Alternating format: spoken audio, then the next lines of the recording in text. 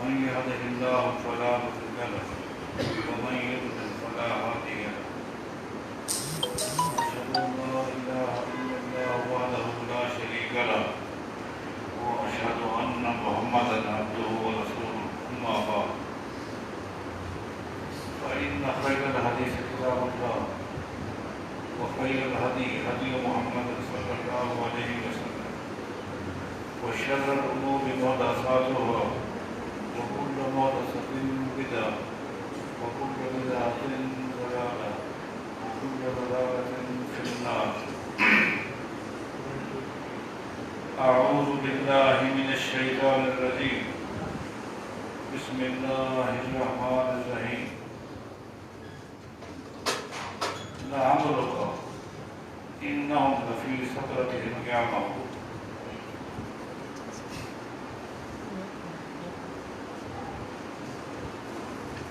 عقیدہ توحید جیسے مبارک عنوان پر اور اسی طرح تقویٰ کے حوالے سے ہمیں بڑے علمی نکات سنے ہیں.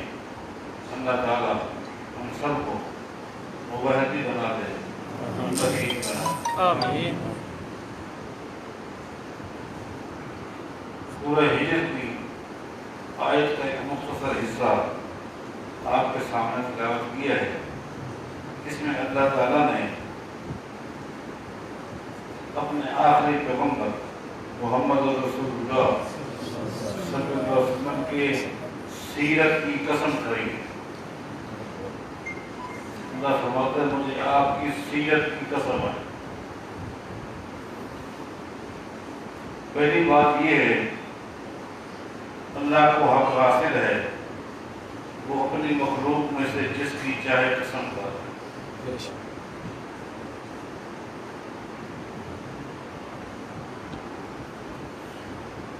جب اللہ تعالیٰ کسی چیز کی قسم کھاتا ہے در حقیقت اللہ تعالیٰ اس چیز کی عظمت کو بیان کرتا ہے. وہ چیز اہم ہوتی ہے. لیکن اللہ تعالیٰ نے اپنی مخلوق کو پابند کیا ہے کہ وہ اللہ تعالیٰ کی ذات اور صفات کے علاوہ کسی اور کی قسم نہیں کھا سکتے.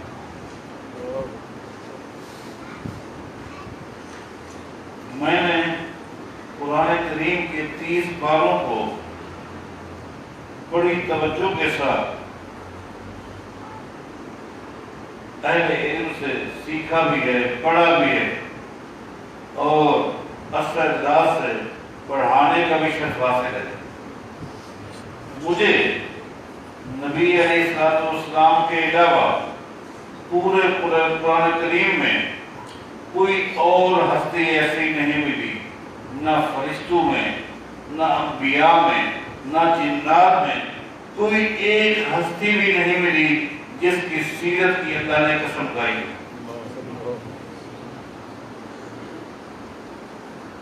میرے پیغمبر کی سیرت کی اہمیت اور عظمت کے لیے اتنا کافی ہے اللہ تعالیٰ اپنے پیغمبر کی سیرت کی قسمیں کھا رہا ہے.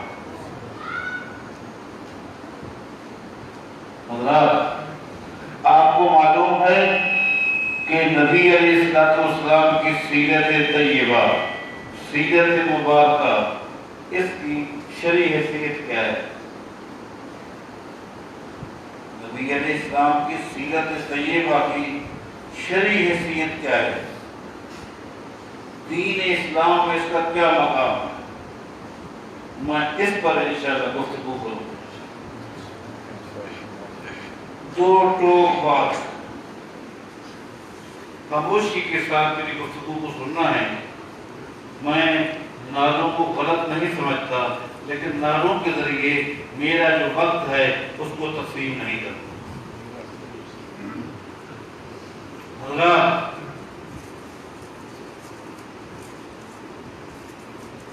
میرا جو منہج ہے، میرا جو عقیدہ ہے اور میں سمجھتا ہوں ہر مسلمان کا یہ ہونا چاہیے، وہ یہ ہے کہ نبی علیہ السلام کی سیرت طیبہ در حقیقت مجسمہ وحی ہے.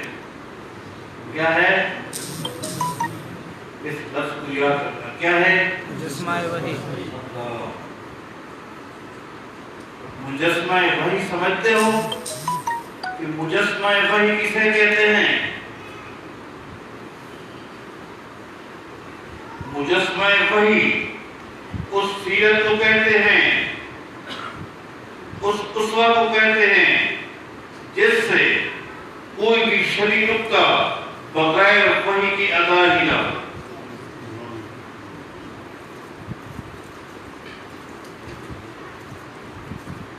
اللہ کی وحی کے علاوہ جن کی زبان سے کوئی لفظ نکلے گا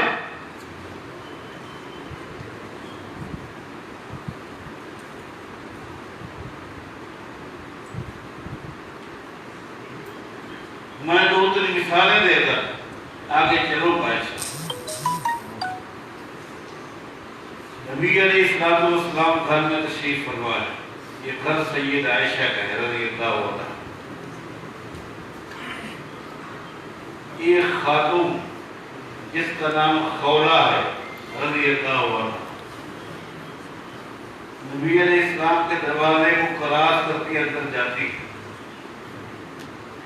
سید عائشہ رضی اللہ عنہا فرماتی ہیں اس وقت میں گھر کے کام میں لگی ہوئی، کوئی بھی کام ہو میں گھر کے کام میں لگی ہوئی تھی. خولہ آئی اور نبی علیہ السلام کے قریب آ کر بیٹھ گئی. میں کام میں لگی ہوئی تھی. سید عائشہ کا حجرہ وہ اتنا 1 ایکڑ میں نہیں تھا. آپ جاتے ہیں مسجد نبوی کے ساتھ جہاں پیغمبر علیہ السلام مدفون ہے، یہی سید عائشہ کا حجرہ ہے. سیدہ خولہ نے نبی علیہ السلام سے کیا کہا میں نہ سن سکی. نبی علیہ السلام نے کیا جواب دیا میں نہ سن سکی. یہاں رک کر بات کو سمجھتا ہے. اس کا مطلب یہ ہے مخلوق کی سننے کی بھی ایک حد ہے، دیکھنے کی بھی. اگر سننے کی یا دیکھنے کی حد نہیں اللہ کی ذات کی. بے شک بے شک. اور سنو یہی کمال توحید ہے جو کہتے ہیں اللہ ذات کے لحاظ سے ہم سب کے ساتھ ہے. یہ کوئی توحید میں اگر کسی کے ساتھ ہوں اس کی حالات سے واقف ہوں یہ کون سا کمال ہے؟ آپ کسی کے ساتھ ہیں ان کی حالات سے واقف ہیں یہ کون سا کمال ہے؟ کمال یہ ہے الرحمن علی العرش استوی، رحمان عرش پر مستوی ہے. اور نبی علیہ السلام فرماتے ہیں بخاری کے حدیث ہے النملۃ السوداء تبا، اگر رات کالی سیاہ ہو، پتھر کالا ہو، چیمٹی کا رنگ بھی کالا ہو، کالی چیمٹی کالی رات میں کالے پتھر پہ جب چلتی ہے اللہ عرش دیکھ رہا ہوتا ہے. سبحان اللہ. اللہ اس کے ریگنے کی آواز بھی سنتا ہے. چیمٹی کہاں سے آ رہی ہے کہاں جا رہی ہے اللہ جانتا ہے. یہ کمال توحید ہے. کمال توحید ہی ہے اس کے علم نے سب کا احاطہ کیا ہوا ہے، اس کی قدرت نے پوری کائنات کا احاطہ کیا ہوا ہے، لیکن وہ ذات کے لحاظ سے بائن عن الخلق مخلوق سے جدا ہے. سبحان. اب سید عائشہ رضی اللہ عنہا میرے پیغمبر کی بیویوں سے بڑھ کر کون ولیہ ہو سکتی ہے؟ بے شک. لیکن فرماتی ہیں کہ میں نے کچھ بھی نہ سنا. کیا بات ہوئی؟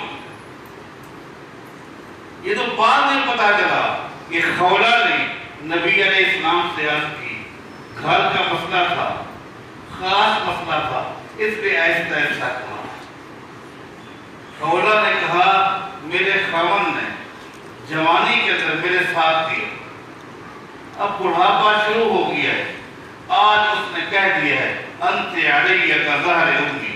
خولہ آج کے بعد تیرا وجود میرے لیے ایسے ہے جیسے میری ماں کا ہو. شروع اسلام میں یہی تھا اگر کوئی شخص اپنی بیوی کو یہ کہہ دیتا تھا تو ہمیشہ کے لیے جدائی ہو جاتی تھی۔ خولا پریشان پیغمبر کے پاس آئی، اب بڑھاپے کو لے کر کہاں جاؤں؟ مہربانی کرے، قانون میں کوئی ترمیم ہونی چاہیے۔ قانون میں ترمیم کا اختیار پیغمبر کو بھی نہیں۔ سبحان وہ لوگوں، جب اسلامی قانون میں ترمیم کا حق امام الانبیاء کو نہیں، میرے پیغمبر کے بعد کون ہے جس کو شریعت کے اندر قانون کی ترمیم کا حق ہے؟ خام خواہ کی بات، مہربانی کریں۔ تھوڑا یہ اللہ کا دین ہے، اللہ کا قانون ہے، اس میں کمی بیشی کا حق اللہ نے محمد کو نہیں دیا۔ اللہ نے دو ٹکڑوں میں فرمایا، قل ما یکون لی ان ابدلہ من تلقاء نفسی ان اتبع الا ما یوحی الی۔ اے میرے پیغمبر، آپ اعلان کرتے ہیں زیر کو زبر، زبر کو زیر میں تبدیل کرنے کا حق بھی اللہ نے پیغمبر کو دیا۔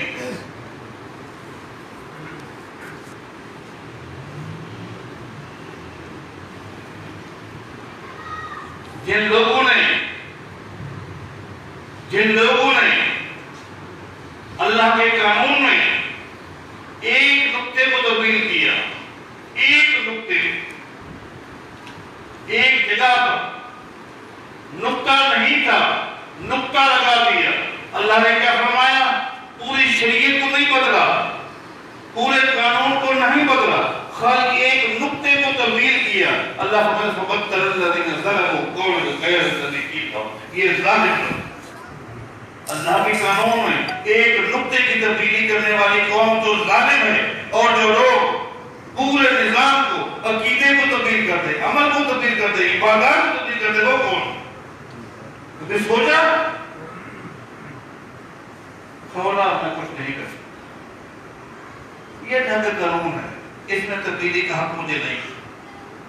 کھولا بیچاری نبی علیہ السلام سے بھی مایوس ہو کر میرے پیغمبر کے گھر کے دروازے سے باہر جا کر اللہ کے آگے دعا کرتے ہیں، اے اللہ، میں نے پہلے خامد کو منتیں دی، اس کو میرے اوپر ترس نہیں آیا، برادری نے غور نہیں کیا، تیرے پیغمبر کے دروازے پر نہیں، جواب میں نے دیا، میری تیرے آگے بتا، تیرے پیغمبر نے جواب دیا، مجھے حق حاصل نہیں، ان اتبع الا ما یوحی الی، میں تو اللہ کی وحی کا پابند ہوں، بتا رہا ہوں، مجسمہ وحی کے ذریعے دے رہا ہوں، مجسمہ وحی، بات یاد رہے گی نا، میں وحی کا پابند ہوں۔ اللہ کے آگے بتا، اللہ نے فوراً 28واں پارہ پہلی سورت نازل کر دی، قد سمع اللہ قول التی تجادلک فی زوجہا وتشتکی الی اللہ واللہ یسمع تحاورکم۔ میرے پیغمبر، ابھی جو خاتون اپنے خامن کے بارے آپ سے گفتگو کر رہی تھی، میں تو دونوں کی باتوں کو سن رہا تھا۔ سید عائشہ گھر میں تھی، نہ سن، اللہ کیا فرماتا ہے واللہ یسمع تحاورکما، میں دونوں کی گفتگو کو سن رہا تھا۔ اے میرے پیغمبر، اس خولا کے اوپر مجھے اتنا ترس آیا کہ کیا مقصد کے لیے میں نے قانون کو بدل دیا۔ سبحان اللہ۔ آج کے بعد جو شخص بھی اپنی بیوی سے کہے گا کہ تو میرے لیے ایسی ہے جیسے میری ماں ہو، تو اس سے طلاق نہیں ہوگی۔ اس کو چاہیے ایک غلام آزاد کرے، ایسا نہیں ہو سکتا، 2 مہینے کے روزے رکھے، یہ نہیں ہو سکتا، 7 مسکینوں کو کھانا دلا۔ سبحان میرے پیغمبر مجسمہ وحی، میرے پیغمبر کی سیرت مجسمہ وحی، خولا کو تسلی بھی نہیں، وحی کے بغیر کیسے تسلی دیتے؟ وحی کی ذات، وحی آئی، خولا کو بلا دیا۔ عائشہ جب خولا کو بلا دیا، خولا، اللہ نے تیرے حق میں قرآن نازل کر دیا۔ مجسمہ وحی ہے، میں آگے تفصیل سے بتاؤں گا انشاءاللہ، مجسمہ وحی ہے۔ احد کا معرکہ ہوا، غزوہ احد، جب آپ واپس آئے 1-2-3 دن کے بعد، ایک خاتون اپنی 2 بچیوں کو لے کر اللہ کے پیغمبر کے پاس آ گئی۔ ابو داؤد میں آتا ہے، اپنی چھوٹی چھوٹی دو بچیوں کو لے کر نبی علیہ السلام کے پاس اور آ کر عرض کرتی ہیں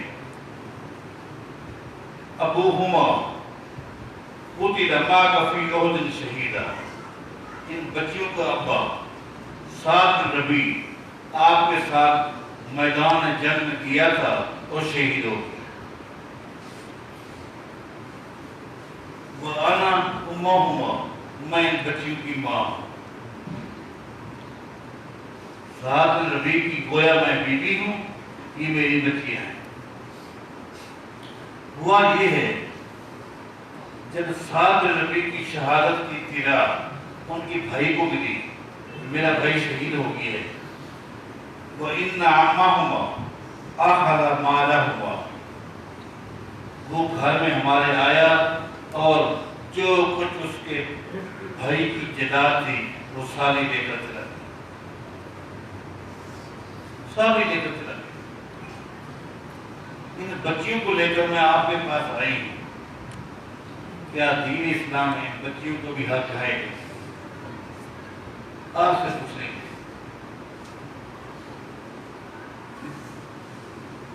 نبی علیہ السلام فرماتے ہیں اے سعد کی بیوی، اے بیوہ، جو تم نے سوال کی ہے اس سوال کے جواب کے لیے ابھی تک اللہ نے میرے پر کوئی وحی نازل نہیں، سبحان اور بغیر وحی کے میں محمد جواب نہیں دے سکتا۔ سبحان اللہ صلی اللہ علیہ وسلم۔ یہ ہے مجسمہ وحی۔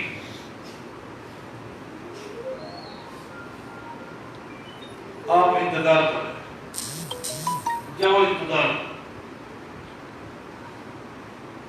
حتیٰ یَأْذَنَ اللہ فیہ، جب تک اللہ کا فیصلہ نہیں آتا آپ کو انتظار کرنا ہوگا۔ وہ چلی گئی، بچیوں کو لے کر وہ چلی گئی، بچیاں روتی روتی ماں کے ساتھ جا رہی تھیں۔ تایا آیا اور سب کچھ لے گیا، گھر خالی، باپ شہید ہو گیا، بوڑھی خاتون ماں بچیوں کو لے کے گھر میں بیٹھی تھی، رو رہی تھی، وہ گھر میں رو رہی تھی۔ اللہ نے پیغمبر میں قرآن نازل کر دیا، یوصیکم اللہ فی اولادکم للذکر مثل حظ الانثیین۔ اللہ نے وراثت کے پورے احکام نازل کر دیے۔ اللہ، کس کو کیا ملے گا، کس کو کیا ملے گا، پورے احکام اللہ نے نازل کر دیے۔ جب تک وحی نازل نہیں ہوئی پیغمبر نے سعد بن ربیع کے بیوی کو تسلی نہیں دی۔ مجسمہ وحی، مجسمہ وحی۔ اب قرآن نازل ہوا، اب نبی علیہ السلام نے صحابی سے فرمایا جاؤ سعد بن ربیع کی بیوی کو کہو اے میری بات سن۔ نہیں، سعد بن ربیع کی بچیوں کو کہا میری بات سنیں، بھیجو۔ نہیں، فرمایا جاؤ سعد بن ربیع کے بھائی کو لے کر آؤ، جو سب کچھ لے کر گیا ہے اس کو لے کر آؤ۔ بھائی تیرے پاس سعد بن ربیع کی کتنی جائیداد ہے؟ اس جائیداد کا 2/3 حصہ، کتنا؟ 2/3 حصہ سعد کی بچیوں کو دے دو۔ وَلِأُمِّهِمَا السُّدُسُ ثُمَنٌ، اور سعد کی جو بیوی ہے 8واں حصہ اس کو دے دو۔ 2/3 حصہ اس کو، 8واں حصہ اس کو دے دو، باقی جو بچے وہ تیرا ہے۔ کہنے کے مطلب یہ ہے جب تک وحی نازل نہیں ہوئی اس وقت تک میرے پیغمبر نے کوئی جواب نہیں دی۔ یہ ہے مجسمہ وحی۔ ہمارا بنیادی جو نقطہ ہے جس کو میں ابھی شروع کرنے لگا ہوں، مجھے گرمی کا احساس ہے، لیکن مجھے یہ بھی تو پتا ہے کہ میں کتنے دن کے بعد یہاں آیا ہوں۔ اللہ تعالیٰ حاجی خالد صاحب کو لمبی عمر دے، ایمان والی، سلامتی والی۔ حقیقت یہ ہے یہ بالخصوص اس تاثیر کے عقیدے، منہج اور فکر کے لحاظ سے یہ محسن ہے، یہ بانی ہے عقیدہ صالحین کی نشانی ہے، پھر قربانیاں انہوں نے جو مرکز شروع کیا ہوا ہے، یہ ان کی ہی ذمہ داری نہیں، ہم سب کی ہے۔ سب نے بھرپور طریقے سے اس میں حصہ ملانا ہے تاکہ آخرت کے لیے آپ کو خزانہ تیار کرے۔ یہ میں پرزور طریقے سے آپ سے اپیل کرتا ہوں، بھرپور طریقے سے آپ نے اس میں حصہ ملانا ہے۔ اللہ آپ کو گزرے خیر سے۔ حضرات میں کر رہا تھا، جو نقطہ میں بھی شروع کرنے لگا ہوں وہ یہ ہے، کیا ایک چیز مجسمہ وحی ہے اور ایک چیز مجسمہ وحی نہیں ہے، کیا دونوں برابر ہیں؟ مقام میں، فضیلت میں، مرتبے میں، شان میں، حجیت میں دونوں برابر ہیں؟ وہ سب بتاؤ۔ نہیں، ناروں کی بات ختم ہو گئی۔ ایک چیز مجسمہ وحی ہے، ایک چیز مجسمہ وحی نہیں ہے، کیا یہ دونوں برابر ہیں؟ نہیں، شان زیادہ کس کی ہے؟ مجسمہ وحی کی، مقام زیادہ کس کا ہے؟ عظمت زیادہ کس کی ہے؟ حجیت کس کی ہے؟ مجسمہ وحی۔ اللہ، میرے پیغمبر کی سیرت مجسمہ وحی ہے۔ میرے پیغمبر کے بعد اس امت میں افضل ترین ہستی، افضل ترین شخصیت سیدنا ابو بکر صدیق ہے رضی اللہ۔ شک ہے؟ کوئی شک ہے؟ کیا ابو بکر صدیق کی سیرت مجسمہ وحی ہے؟ نہیں ہے، ہے؟ نہیں ہے۔ جب ابو بکر صدیق جیسی شخصیت کی سیرت مجسمہ وحی نہیں بن سکتی تو ابو بکر صدیق کے بعد وہ کون سا صحابی ہے، وہ کون سا تابعی ہے، وہ کون سا امام ہے، وہ کون سا محدث ہے، وہ کون سا فقیہ ہے، وہ کون سا مجتہد ہے کہ جس کی سیرت مجسمہ وحی ہو؟ ہے؟ نہیں ہے، تو ہو سکتی ہے؟ نہیں ہو سکتی۔ ان باتوں کو اپنے دماغ میں بٹھانا ہے اور اکیلے بیٹھ کر غور کرنا ہے کہ میں نے کیا کہا تھا، کہ آج کیا ہو رہا ہے۔ آج کل ایک آفت آئی ہوئی، اللہ تعالیٰ ہم سب محفوظ فرمائے، اللہ ہم سے راضی ہو جائے، اللہ ہمارے گناہ معاف کرے، اللہ ہمارے امتحان نہ لے۔ اسی طرح کی ایک آفت، اسی طرح کی ایک آفت سیدنا عمر بن خطاب رضی اللہ عنہ کے دور خلافت میں آئی تھی، جس کا نام طاعون تھا۔ اور یہ پورے عرب میں نہیں آئی تھی بلکہ ملک شام کی ایک پٹی میں، ملک شام کی ایک پٹی میں آئی تھی۔ میں اہم نقطے کی طرف جا رہا ہوں، توجہ کر دیں۔ جس پٹی پر طاعون کی بیماری آئی تھی وہ ایک وسیع پٹی تھی اور دعوت و تبلیغ کے لحاظ سے وہ پٹی دو حصوں میں تقسیم تھی۔ کتنے حصوں میں تقسیم تھی؟ طاعون کی زد میں آنے والی پٹی دعوت و تبلیغ کے لحاظ سے دو حصوں میں تقسیم تھی۔ ایک حصے میں ایک بہت بڑے دائی دعوت سے کام کر رہے تھے جن کا نام ہے عمرو بن عاص رضی اللہ عنہ، اور دوسری پٹی میں دعوت و تبلیغ کا کام جو کر رہے تھے وہ سیدنا معاذ بن جبل رضی اللہ عنہ۔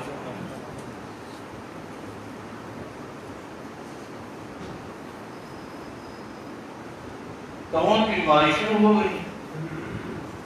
اس پٹی کے لوگ مسئلہ معلوم کرنے کے لیے عمرو بن عاص کے پاس آتے ہیں۔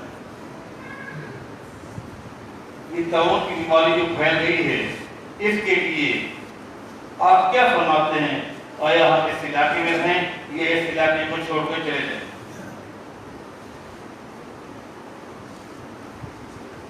عمرو بن عاص فرماتے ہیں انما ہی زجرۃ ففروا منہ بالشیاب والاودیہ، یہ ایک عذاب ہے۔ یہ کیا ہے؟ ایک عذاب ہے۔ تم ایسا کرو اس علاقے کو چھوڑ کر وادیوں میں چلے جاؤ، جنگلات میں چلے جاؤ، وادیوں میں چلے جاؤ، جنگلات میں چلے جاؤ، اس علاقے کو چھوڑو. یہ فتویٰ کس نے دیا؟ کون ہے؟ صحابی کا مقام آپ سمجھتے ہیں، کچھ نہ بھی کہیں اتنا کافی ہے کہ وہ صحابی ہے. تھوڑا سا اگر میں بات کو بڑھانا چاہوں تو یہ فتویٰ دینے والے عمرو بن عاص رضی اللہ تعالیٰ عنہ یہ وہ صحابی ہیں جن کا مقام، جن کی شان یہ ہے. ایک دن نبی علیہ السلام کے ساتھ بیٹھے تھے، صحابہ بیٹھے تھے، دو آدمی مقدمہ لے کر آئے. دو آدمی ان کا آپس میں مقدمہ لے کر آئے. نبی علیہ السلام نے اپنی موجودگی میں، صحابہ کی موجودگی میں عمرو بن عاص سے کہا اقضِ بینہما، یا عمر ان دونوں کا مسئلہ سن اور فتویٰ دے. سبحان. سیدنا عمر نے کہا اللہ رسول انت اولیٰ بذالک، آپ کی موجودگی میں میری کیا حیثیت کہ میں لوگوں کو فتوے دوں، میں لوگوں کے فیصلے کروں. آپ کی موجودگی میں آپ کا مقام زیادہ ہے. فرمایا اگرچہ میرا مقام زیادہ ہے لیکن میں یہی چاہتا ہوں میری موجودگی میں عمر لوگوں کو فیصلے دے. میرے پیغمبر کی موجودگی میں جو فتویٰ دے اس کا کیا مقام ہوگا، اس کی کیا شان ہوگی. ان سے فتویٰ لیا گیا، عام انسان سے نہیں، عام امام کی بات نہیں ہو رہی. یہ دو امام آپ کو بتا رہا ہوں جن کی امامت کی عظمت کو بیان کرنے والے محمد رسول اللہ. ایک کو آپ نے امام سمجھا، ایک کو میں نے امام سمجھا. ان کی امامت کس درجے کی ہے کوئی معلوم نہیں. ایک کی امامت کی علمیت کی شان کو بیان کرے محمد رسول. میں کیوں نہ کہوں یہ وہ امام جن کا ذکر کرنے لگا ہوں جن کی شان اور مقام کو بیان کیا جا رہا ہے مجسمہ وحی کے ذریعے، اللہ کی وحی کے ذریعے. فتویٰ دیا یہ عذاب ہے، تم ایسا کرو اس علاقے کو چھوڑ کر جنگلات میں چلے جاؤ، وادیوں میں چلے جاؤ.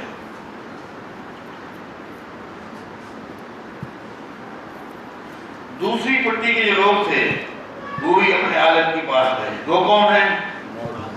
معاذ بن جبل رضی اللہ عنہ. دونوں اماموں کی شان ہے، دونوں اماموں کی شان ہے، دونوں کا مقام ہے، دونوں کا احترام ہے.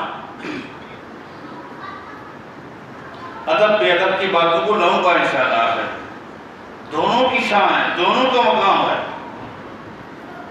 عمرو بن عاص کی حیثیت میں نے بتا دی، ان کا مقام بتا دیا، ان کی شان بتا دی.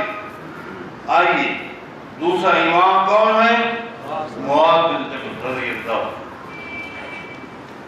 آپ کو پتا ہے کہ جب نماز فرض ہوئی پیغمبر پہ تو شروع میں مسلمان میرے پیغمبر کے پیچھے نماز کس طرح پڑھتے تھے؟ نماز پڑھتے باجماعت. ایک صف بن چکی ہے، دو صف بن چکی ہے، جماعت شروع. حدیث میں آتا ہے، مسند احمد میں تصریح سے ہے،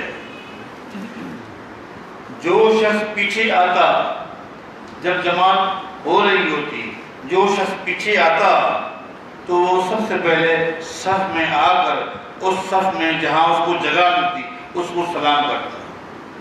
کیا کرتا؟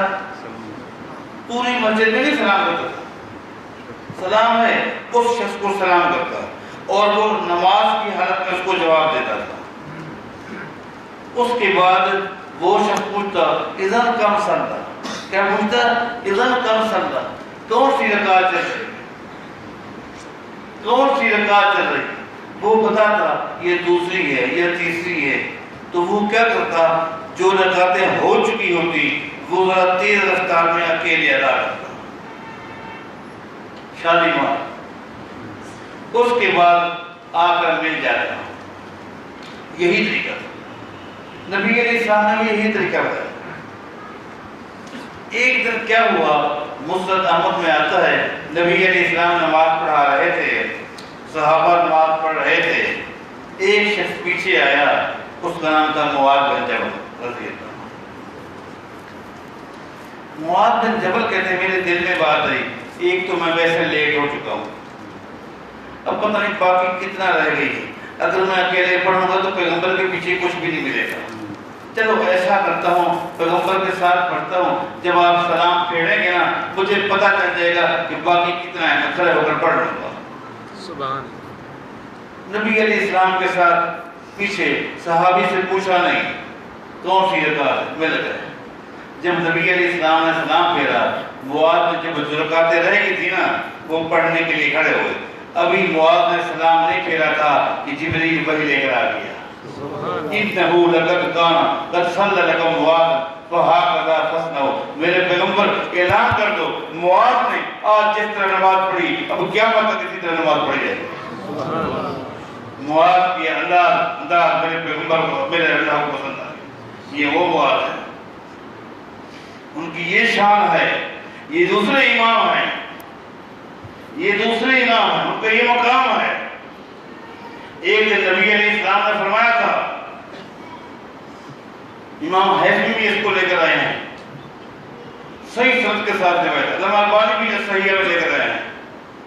ایک دن نبی علیہ السلام نے فرمایا جب قیامت قائم ہوگی پوری کائنات جمع ہوگی تو میری امت کے علماء حق، میری امت کے علماء حق اللہ سے ملاقات کرنے کے لیے، اللہ یہ شان ہے علماء حق کا، یہ مقام ہے، یہ عظمت ہے علماء حق کی۔ علماء حق میری امت کے علماء حق اللہ سے ملنے کے جائیں گے تو میری امت کے تمام علماء حق کے قائد اور لیڈر معاذ بن جبل ہوتے، کوئی بھی عالم معاذ بن جبل کے آگے قدم نہیں بڑھائے، یہ بھی امام ہے۔ لوگ گئے معاذ بن جبل کے پاس کہ طاعون کی بیماری شروع ہو گئی، کیا کرنا چاہیے، یہ کیا چیز ہے اور کیا کرنا چاہیے؟ معاذ بن جبل فرماتے ہیں بل ہی شہادت و رحمت وفی روایت شہادت و مغفرت، لوگوں یہ ہے تو بیماری، اس بیماری کو دعوت تو نہیں دینی چاہیے، لیکن اس بیماری کی زد میں آ کر جو مسلمان مر جائے گا وہ شہید ہے۔ وہ کیا ہے؟ شہید ہے۔ فرمایا لوگوں یہ ہے تو آفت، یہ ہے تو بیماری، لیکن جو بیماری کی زد میں آئے گا اگرچہ فوت نہیں ہوگا تو زد میں آ جائے گا، بیماری لگ جائے گی، اس کی برکت سے اللہ اس کو سارے گناہ معاف کرتے ہیں۔ دونوں کی آپس میں ملاقاتیں ہیں، دونوں حلقے والوں کی آپس میں ملاقاتیں ہیں کہ ہمارے امام صاحب نے تو کہا ہے علاقہ چھوڑ دو، آپ کا امام کہتا ہے کہ علاقہ نہ چھوڑو، بات سمجھے کہ نہیں سمجھے میں کہاں جا رہا ہوں؟ کہ تمہارا امام صاحب تو کہتا ہے علاقے کو چھوڑ دو، ہمارا امام صاحب تو کہتا ہے نہیں علاقے میں رہو۔ شہادت ہے، شہادت ہے، یہ گناہوں کی مغفرت ہے۔ اور چلتے ہیں، امام احمد بن حنبل نے مسند میں تفصیل سے لکھا ہے، اور چلتے ہیں وہ بھی امام ہے یہ بھی امام ہے، اور قربان جائیں ان لوگوں کی عقیدے پر، اے اللہ ہمیں ایسا عقیدت دے۔ اس علاقے والوں نے ان کے امام کا گلہ نہیں کیا، اس علاقے والوں نے ان کے امام کا گلہ نہیں کیا، لیکن آپس میں کہا کہ دیکھیں یہ دونوں امام ہیں لیکن ان میں سے کوئی نبی نہیں ہے، ان دونوں میں سے کوئی نبی نہیں ہے، نبی نہیں ہے تو ان دونوں کی باتیں صحیح نہیں ہو سکتی، ایک سے غلطی لگی ہوگی ایک کی بات صحیح ہوگی، اور یہ سوچ ہونی چاہیے۔ آج کی زمین کی پشت پہ اللہ کی قسم اگر یہ سوچ ہے تو صرف جماعت حدیث میں ہے، جو کہتے ہیں امام ابو حنیفہ کی بھی شان ہے، امام مالک کی بھی شان ہے، امام احمد کی بھی شان ہے، امام ابو حنیفہ کی بھی شان ہے، لیکن ان میں سے کوئی بھی نبی نہیں، اگر کسی مسئلے میں اختلاف ہے آیا دیکھیں غلطی ان سے ہوئی یا ان سے ہوئی. یہ صحابہ کا دور ہے. انہوں نے یہ نہیں کہا تم اپنے حلقے والوں کے امام کی بات مان لو, ہم اپنے حلقے والے کی امام بات مانیں گے. تمہارے لیے تمہارے امام کی بات دلیل, ہمارے لیے ہمارے امام کی بات دلیل. تم اپنے امام کی بات کو حجت بناؤ, ہم اپنے امام کی بات کو حجت بناتے. ایسا آج یہ ہو رہا ہے کہ نہیں؟ ہم یہی کہتے ہیں کوئی نبی نہیں. جب یہ کہتے ہیں تو کہتے ہیں لو جی یہ تو اماموں کی گستاخ ہے. بھائیوں کہاں گستاخی, کہاں بے ادبی کی؟ ہم تو یہی کہتے ہیں ان میں سے کوئی ایسا نہیں جس کی سیرت مجسمہ وحی ہو. جن میں سے کوئی ایسا, کیا امام مالک کی سیرت مجسمہ وحی ہے؟ نہیں ہے. تو بھائی مجھے اتنا پتا ہے کہ آپ مسلمان بس اس لیے اللہ کے گھر میں بیٹھے. آگے مجھے کوئی غلط نہیں کہ میں آپ سے پوچھوں آپ میں سے حدیث کون ہے, اہل سنت کون ہے, فلاں کون ہے, مجھے ضرورت نہیں. میں ایک نیوٹرل انسان ہوں. آپ بتائیں کیا امام مالک کی سیرت مجسمہ وحی ہے؟ امام شافعی کی سیرت مجسمہ وحی ہے؟ امام احمد بن حنبل کی سیرت مجسمہ وحی ہے؟ امام ابو حنیفہ کی سیرت مجسمہ وحی ہے؟ تو جب ان میں سے کسی کی سیرت مجسمہ وحی نہیں ہے تو اگر ان میں سے کسی کی سیرت غلط مجسمہ وحی سے ٹکرائے تو کس کو لوگے, کس کو چھوڑو گے؟ مجسمہ وحی کو لے لیں گے. اس میں کوئی اختلاف ہے؟ اس میں کوئی جھگڑے کی بات ہے؟ واللہ ہم چاہتے ہیں جس طرح آج ہم دنیا میں اللہ کے گھر میں جمع ہیں کل اللہ کی جنت بھی ہم سب جمع ہوں. تو پھر آپ کا ہمارا اختلاف نہیں ہونا چاہیے کسی نقطے پر. آپ وہاں رہ جائیں, آپ کا امام آپ کے لیے, ہمارا امام ہمارے لیے. ایسا نہیں کیا.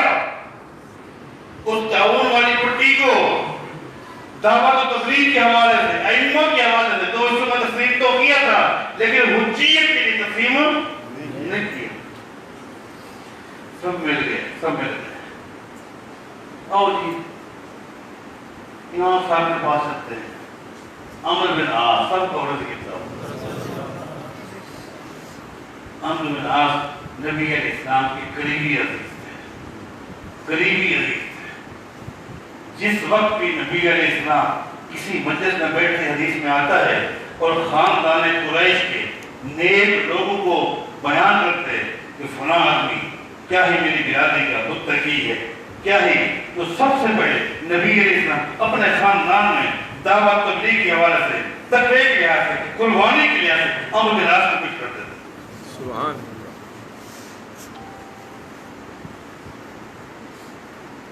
لوگ گئے عمرو بن عاص کے پاس. آپ نے فرمایا یہ عذاب ہے, علاقے کو چھوڑ کے چلے جاؤ. تو آپ نے کیوں کہا؟ اس کی کوئی دلیل ہے, اس کی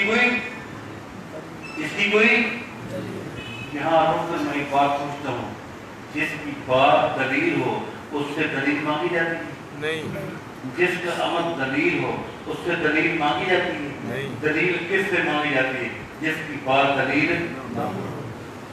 نبی علیہ السلام کا جب فرمان آئے دلیل مانگو گے نہیں, وہ خود دلیل ہے. میرے پیغمبر کا عمل ہے, دلیل مانگو گے نہیں, وہ عمل خود دلیل ہے. خود ہاں ابو بکر صدیق سے دلیل مانگی جائے کیوں ان کی بات دلیل نہیں.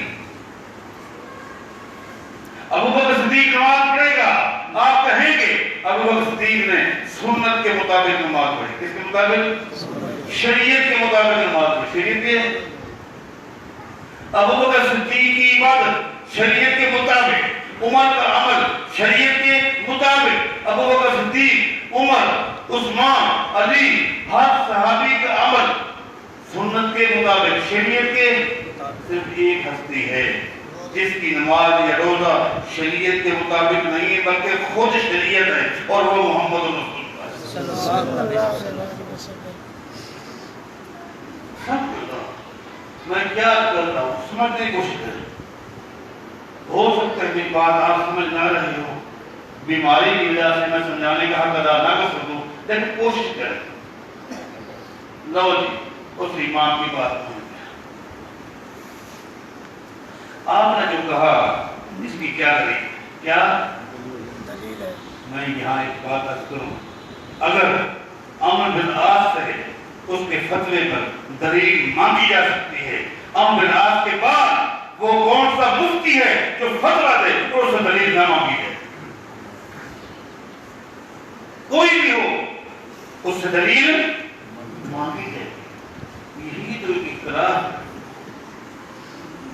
یہی تو ایک نقطہ ہے سمجھنے والا۔ آپ نے کہا کہ علاقے کو چھوڑ دو، کیا دلیل ہے؟ انہوں نے کہا لوگوں میرے پاس دلیل نہیں، میرے پاس دلیل نہیں، میں نے تو یہی دیکھا بیماری ہے، صبح کو اٹھتے ہیں 100 آدمی مر چکا ہوتا ہے، رات کو اعلان ہوتا ہے 50 جنازے رات کو اٹھتے ہیں، صبح کو علاقہ ختم ہو جاتا ہے۔ میں تو یہی سمجھا یہ میری رائے ہے۔ یہ کیا ہے؟ یہ کیا ہے؟ وہ کیا ہے؟ یاد رکھ رہا ہے اس لفظ کو، میں دہراؤں گا آگے جنریشن۔ میری رائے یہی ہے، یہ عذاب ہے، میری رائے یہ ہے عذاب ہے۔ جب عذاب ہے علاقے کو چھوڑ دو۔ پھر انہیں کے پاس پڑ جاتے مواد میں جگہ کے پاس پڑ گیا۔ جب تک دونوں اماموں کے پاس جاؤ گے نہیں نا تو صحیح بات کا علم نہیں۔ آج بھی میں یہی کہوں گا، یہی کہوں گا، یہی کہوں گا کہ ائمہ میں سے ہر امام ایک قول کی طرف جائے، دیکھیں، وزن کریں۔ کیا کریں؟ وزن کریں۔ جس کا وزن وزنی ہو، بھاری ہو، پڑا بھاری ہو، اس کو لے لیں۔ آپ وہاں بیٹھے رہے، میں یہاں بیٹھا رہا، ایک چیز کو آپ کہیں کہ یہ حلال ہے، میں کہوں کہ حرام ہے، آسمان سے فرشتہ آئے گا ہماری صلح کرانے کے لیے؟ ہم دونوں بیٹھیں گے، ایک جگہ بیٹھیں گے، محبت پیار سے ایک دوسرے سے بات کریں گے۔ میں پوچھوں گا آپ نے حلال کہا کیوں؟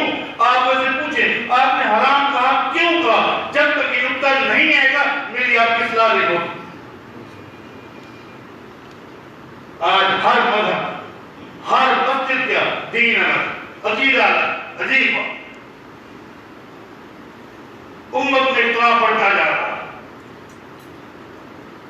معاذ بن جبل کی بات ہے، معاذ بن، آپ نے کہا یہ اللہ کی رحمت ہے۔ یہ کیا ہے؟ اللہ کی رحمت۔ جو شہید ہو جائے یا جس کو غصے ہو جائے، آپ نے کیا کہا؟ آپ کے پاس کیا دلیل ہے؟ آپ کے پاس؟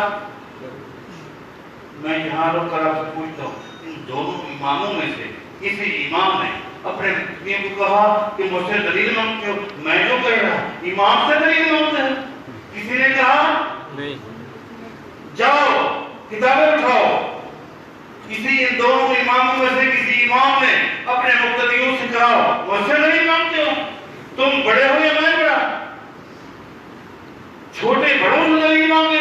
میں جو کہہ رہا ہوں بات ختم نہیں۔ قربان قربان معاذ بن جبل کے پاس آپ نے جو کہا شہادت رحمت، کیا دلیل ہے؟ سنی سنی معاذ بن جبل کہتے ہیں اچھی بات ہے، بیٹھو میں تمہیں دلیل دیتا ہوں، میں تمہیں دلیل دیتا ہوں۔ عمر بن خطاب رضی اللہ عنہ جو آج ہمارے خلیفہ ہیں، ملک کو فتح کرنے کے لیے، ملک شام کو فتح کرنے کے لیے ہم عمر بن خطاب کے ساتھ آ رہے ہیں۔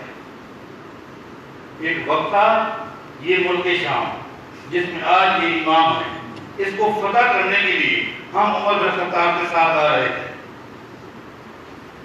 ابھی ملک شام کا علاقہ شروع نہیں ہوا تھا۔ یہ الفاظ صحیح بخاری کے، الفاظ صحیح بخاری کے، ابھی ملک شام کا علاقہ شروع نہیں ہوا تھا، پڑاؤ ڈالا ہوا تھا۔ ایک شخص ملک شام سے آیا، وہ کہیں جا رہا ہوگا، امیر عمر نے اس سے پوچھا آپ کہاں جا رہے؟ ملک شام کو فتح کرنے کے جا رہے۔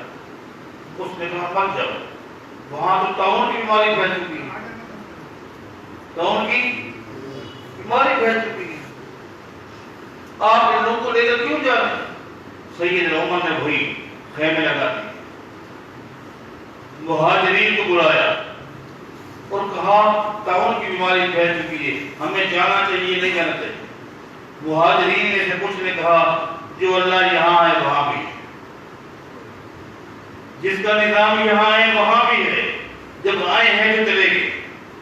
کچھ مہاجرین نے کہا اگر وہاں سے نہ چلتے اور پتہ نہ ہوتا تو الگ بات تھی، جب پتہ چل گیا ہے احتیاط کیے کہ ہم نہ جائیں۔ سیدنا عمر نے کہا میں نے تمہیں ان بشروں کے لیے نہیں بلایا، میں نے تمہیں ان بشروں کے لیے نہیں بلایا، میں نے اس لیے بلایا ہے کہ اس مسئلے کے حل کے لیے تم میں سے کسی کے پاس اللہ کے نبی کی حدیث ہے کہ نہیں؟ انہوں نے کہا نہیں، اٹھ کے چلے۔ انصار کو بلا، انصار نے اسی طرح جواب دیا۔ سید عمر خیمہ زن رکے ہوئے، اتفاق سے ایک صحابی جو پیچھے رہ گئے تھے، کون ہے؟ عبد الرحمن بن عوف۔ آئے دیکھ خیمے لگے ہوئے، لوگ سر جھکا بیٹھے، امیر اوپر سے خیمے گئے، وہ سر جھکا کر رو رہے ہیں۔ عمر کیا ہو گیا؟ مسئلہ پیش آ گیا، حل نہیں ملتا، کیا کریں؟ آگے جائیے پیچھے۔ سیدنا عبد الرحمن نے کہا عمر جس مسئلے کے لیے آپ پریشان ہیں اس کا حل میرے پاس موجود ہے۔ سید عمر نے کہا عبد الرحمن اس مسئلے کا حل جو میرے پاس ہے وہ تیری طرف سے ہے یا محمد رسول اللہ کی طرف سے؟ کہا نہیں، میں نبی علیہ السلام کے ساتھ بیٹھا تھا اور طاعون کے متعلق بات چلی، آپ نے فرمایا اگر کسی خطے میں چلی جائے وہاں کے لوگ باہر نہ جائیں اور باہر والوں کو اندر نہیں آئیں۔ سیدنا معاذ بن جبل نے یہ حدیث سنائی، ہم بلاد کے لوگوں نے کہا وہ تو حدیث سنا رہے ہیں، فرمایا کہ میرا مذہب وہی ہے جو حدیث ہے، جو حدیث ہے۔ ہم بلاد نے کیا کیا؟ رجوع کر لی۔ کیا کر لیا؟ کیا کر لیا؟ رجوع کر لیا۔ یہ ہمارا ائمہ دین کے بارے یہ فکر ہے، یہ عقیدہ ہے، اگر ان تک کوئی حدیث پہنچی اپنے بات سے رجوع کر لیتے۔ بعد والوں کو بھی انہوں نے یہی نصیحت کی۔ امام ابو حنیفہ رحمۃ اللہ علیہ دو ٹوک لفظوں میں اپنے امتیوں سے کہتے ہیں لوگوں جو کچھ حدیث میں ہے وہ ابو حنیفہ کا مذہب ہے، اور ایک مقام پہ فرماتے ہیں آنات پہ دوست اپنی کتابیں اٹھائیں، فرماتے لوگوں اگر تمہیں کوئی مسئلہ ملے اور دیکھو حدیث ایک طرف ہے، ابو حنیفہ کی بات ایک طرف ہے، تو میری بات کو دیوار کے ساتھ لگا دیں۔ ان ائمہ پر اللہ تعالیٰ کی رحمت ہو، آمین۔ وہ دین پر گامزن تھے، متقی، پرہیزگار، اسلام کے داعی تھے۔ ہم سب لوگوں کو سوچنا ہے ہمیں کیا کرنا ہے کہ مجسمہ وحی اور غیر مجسمہ وحی کے درمیان کیا فرق کرنا ہے، اور فرق مختصر وقت میں نے آپ کو بتایا ہے۔ اللہ تعالیٰ ہمیں صحیح عقیدے کی اور فکر کی توفیق عطا فرمائے۔ اقول قولی ھذا وآخر دعوانا